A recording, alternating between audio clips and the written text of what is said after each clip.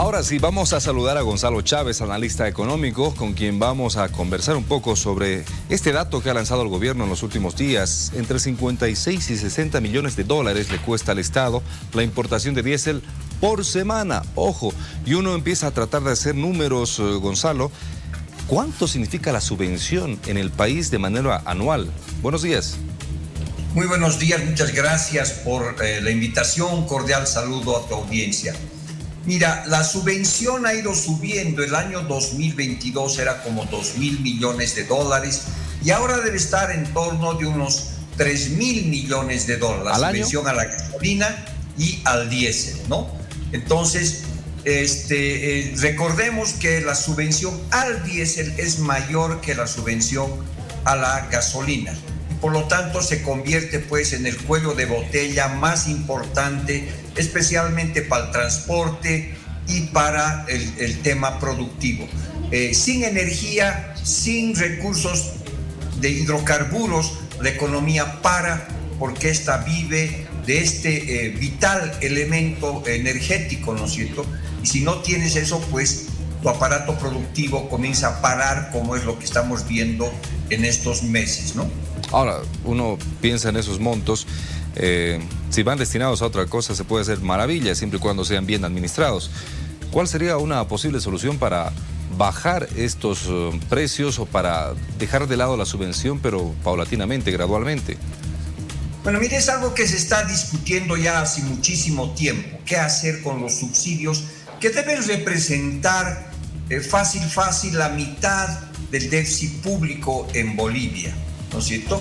Entonces, ¿qué hacer con eso? Pues hay que tomar medidas integrales. No hay una solución mágica de un solo punto, no hay una bala de plata.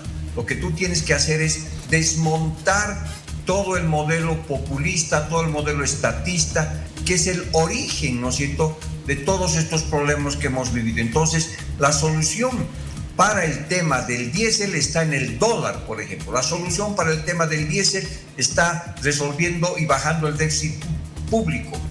La solución del diésel está en aumentar la productividad y competitividad de nuestras exportaciones. Es decir, tienes que ver el problema del diésel como simplemente la punta del iceberg de un modelo económico que está muerto y que se olvidó de caer.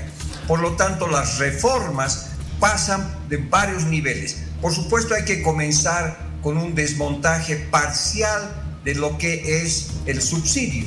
El subsidio debería ser más concentrado en lo que es transporte público o automóviles de baja gama y ya liberar de una vez por todas automóviles de alta gama, por ejemplo, para el caso de la gasolina. En el caso del diésel, tú tienes que seguir apostando también al transporte público con subsidio, también a los pequeños productores, pero grandes productores, como es el caso de los cooperativistas mineros, como es el caso de los grandes transportistas, ya deberían estar pagando un diésel sin subsidio. Sin embargo, desmontar esto es complejo para ver cómo evitas que esto genere más inflación, cómo evitas que esto no afecte a la gente más pobre, cómo haces que los recursos que el gobierno va a ahorrar vayan a fondos para compensar a los más pobres y no para alimentar la burocracia. Entonces necesitas pues un programa de ajuste en varios niveles de tal manera que el tema del diésel vuelva a fluir, pero lo haga de una manera más armónica y no como está haciendo ahora, ¿no es cierto?, destruyendo el aparato productivo y generando inflación. Por supuesto. Ahora, esto de las posibles políticas a implementar es muy debatible, ¿no? Tomando en cuenta que ya con los impuestos vimos, con este ejemplo que pones de los vehículos de alta gama, los vehículos transporte público de baja gama, y ya hemos escuchado quejas que dicen, si mi vehículo es nuevo, ¿por qué tengo que pagar más impuestos? Estoy contaminando menos, son vehículos más seguros en relación a los otros. Pero bueno, ese es un tema que ya se tratará si es que se pone en la mesa del debate para este tema de subsidio. ¿Cuál es el proceso, Gonzalo, de adquisición del combustible por parte del Estado, tomando en cuenta que tampoco hay dólares en el país? Bueno, el origen del problema está en que no tienes dólares. Y no tienes dólares porque tu sector exportador ha parado. ¿Y por qué ha parado ese exportador? básicamente porque has matado a la gallina de los huevos de oro, que era YPFB, que exportaba 6.600 millones de dólares al año en 2014 y ahora exporta menos de 2.000 millones de dólares. Es el Estado que no tiene dólares, sobre todo en un valor superior a 4.500 millones de dólares. Entonces, si tú quieres resolver el tema del diésel, tienes que resolver primero el tema del acceso a los dólares. Si no tienes dólares, no vas a poder comprar, ¿no es cierto?, diésel y gasolina, y el cuello de botella va a continuar absolutamente. Entonces, es un proceso complejo que debe comenzar por ejemplo, no solamente generar dólares, sino no gastar dólares y no gastar recursos que no tienes. El gobierno hace 11 años tiene déficit público. Eso significa que gasta mucho más de lo que recauda. El déficit público el año pasado estuvo cercano al 12%. Wow. Este año va lo mismo, 12% del Producto Interno Bruto. Eso es muchísimo dinero. Entonces tú tienes que cerrar eso. Entonces para tener más dólares tienes que achicar el Estado. Tú tienes empleados públicos por más de 600,000 personas, tienes que cortar parte de eso. Tienes empresas públicas que no funcionan. Tienes un tema central que hemos hablado de los subsidios. Tienes inversión pública ineficiente, entonces tienes que cortar gasto público, tienes que hacer políticas monetarias contractivas, de tal manera que eso retire dinero a la economía que está generando inflación. Por lo tanto, ¿no es cierto?, el tema del diésel y el combustible, el primer paso es generar dólares, porque son los dólares que te traen el combustible. No nos olvidemos que el 56% de toda la gasolina que utilizamos es importada. Y en el caso del diésel es más del 80%. Somos una economía absolutamente dependiente que ya no tiene dólares para importar barato como lo hacía en el pasado para pagar subsidios. ¿Por qué? Porque han matado, ¿no es cierto?, al sector generador de excedentes, que era gas natural, y no vas a sustituir de manera muy sencilla 4.600 millones de dólares. Todas las cosas que están haciendo no llegan a 1.000 millones de dólares. Ahora, por lo tanto, sí, tienes que atacar de todos los lados.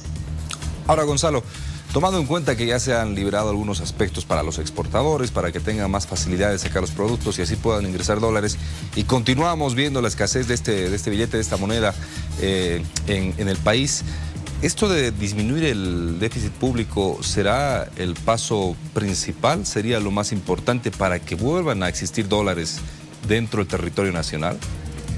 Como te decía, lo que tú tienes que hacer, a esta enfermedad hay que atacarla de todo lado, ¿no es cierto? Hay que hacer dieta para estar mejor, hay que meter ingeniería financiera y conseguir más recursos, hay que exportar más y, por supuesto, hay que cortar a este mamut que es el Estado, ¿no es cierto? Y el gobierno sigue gastando como loco, se incrementan los sueldos ahí adentro del Estado, hay una burocracia gigantesca, se ha vuelto de alguna manera un lugar donde se capta militancia política, especialmente a través de las empresas públicas. Entonces, sin duda alguna, dentro del ajedrez complejo que tienes que ir jugando, el corte del gasto público en un 2-3% para comenzar es fundamental para aliviar el peso, digamos, de los ingresos al Estado. Por lo tanto, y tener más recursos para producir y generar exportaciones. Los dólares no salen en los árboles, los dólares vienen o de las exportaciones, que están muy bajas, y tú ya no tienes exportaciones, por lo tanto tienes que apostar al turismo, por ejemplo, que puede generar 3.000 millones de dólares relativamente rápido. Segundo, tienes que buscar préstamos internacionales de libre disponibilidad. Varias de las medidas que hemos señalado, si es que no conseguimos unos 4.000 millones de dólares de libre disponibilidad, no funciona. Por lo tanto, necesitas préstamos internacionales, necesitas inversión extranjera directa y necesitas seguir incentivando para que las remesas internacionales que mandan los bolivianos que viven afuera siga aumentando. Esas son las 4 fuentes de ingreso de divisas, de dólares a la economía boliviana. Y eso hay que trabajar durísimo. Y son medidas de corto, mediano y largo plazo. En el cortísimo plazo, pues creo que en algún momento el gobierno va a tener que conseguir 4.000, 5.000 millones de dólares, que puede venir de países amigos, que puede venir del Club de París, como había antes, que era un grupo de países vecinos y amigos que te ayudaban con esos recursos, puede venir del Fondo Monetario Internacional, puede venir de una buena negociación que hagas con los BRICS, puede venir de varias fuentes, pero sin esos recursos ninguna de las medidas de corto plazo, los parches que pone el gobierno van a funcionar. Necesita este cuerpo económico que está en terapia intensiva, que está prácticamente en coma, una inyección de divisas frescas. Necesita una transfusión de sangre financiera de como 4.000 o 5.000 millones de dólares para que podamos salir de esta situación compleja que estamos viendo. Por supuesto que paralelamente tienes que hacer cortes en el gasto público, liberar el tipo de cambio y otros temas, ¿no? Por supuesto, es un plan estructural que se tiene que implementar y esperar en todo caso que dé resultado todo lo que se está planeando. Pero bueno, esperemos que esto no sea muy a largo plazo. Mencionabas el turismo. El turismo es algo que podría darnos mucho dinero. Lastimosamente, con esta permisibilidad a algunas protestas como el bloqueo, por ejemplo, es como que estamos por partir en una carrera 100 metros planos y nos damos un disparo en el pie, nosotros mismos, lastimosamente. Gonzalo, muchas gracias por tu tiempo, por este análisis que nos brindas. Gracias. Muy buenos días, muchísimas gracias por la invitación. Hasta otra oportunidad.